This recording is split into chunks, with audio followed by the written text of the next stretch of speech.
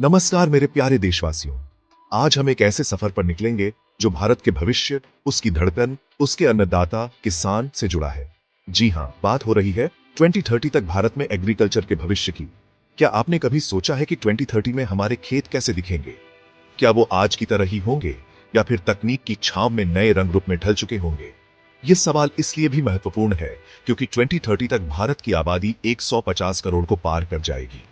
इतनी बड़ी आबादी के लिए अन्न उत्पादन एक चुनौती तो होगा ही, साथ ही किसानों की आर्थिक स्थिति को मजबूत करना भी जरूरी होगा। तो आइए इस वीडियो में हम मिलकर समझते हैं कि 2030 तक भारतीय एग्रीकल्चर कैसा होगा, कौन सी नई तकनीकें क्रांति ला सकती हैं, सरकार की क्या योजनाएं हैं और क्या चुनौतियां हैं जिनका हमें सामना करना होगा।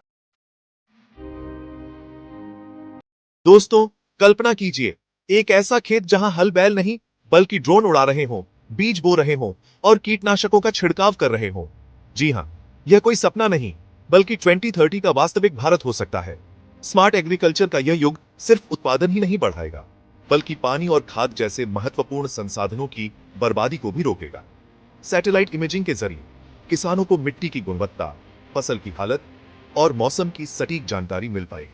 आईओटी यानी इंटरनेट ऑफ थिंग्स के जरिए खेतों में लगे सेंसर वास्तविक समय में डेटा भेजेंगे, जिससे सिंचाई, खाद और कीटनाशकों का उपयोग और भी कारगर बनेगा।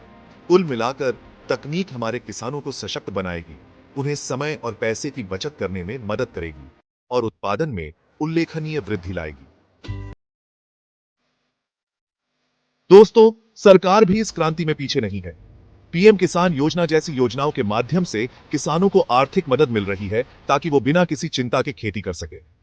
मृदा स्वास्थ्य कार्ड योजना मिट्टी की उर्वरता बढ़ाने में मदद कर रही है। इसके अलावा फसल बीमा योजनाओं से किसानों को प्राकृतिक आपदाओं से होने वाले नुकसान से बचाने के प्रयास किए जा रहे हैं। सरकार न्यूनतम समर्थन मूल्य एमएसपी के जरिए भी किसानों को उनकी फसल का उचित मूल्य दिलाने के लिए प्रतिबद्ध है। ये सभी योजनाएं और नीतियां मिलकर एक ऐसा मजबूत ढांचा तैयार कर रही हैं जो भारतीय एग्रीकल्चर को नई ऊंचाइयों तक ले जाएगा। चैप्टर 3, 2030 तक भारतीय किसान सिर्फ गेहूं और धान की फसल तक ही सीमित नहीं रहेंगे। बढ़ती मांग को देखते हुए उच्च मूल्य वाली फसलों जैसे कि फलों, सब्जियों, औषधीय पौधों और मसालों की खेती को बढ़ावा मिलेगा।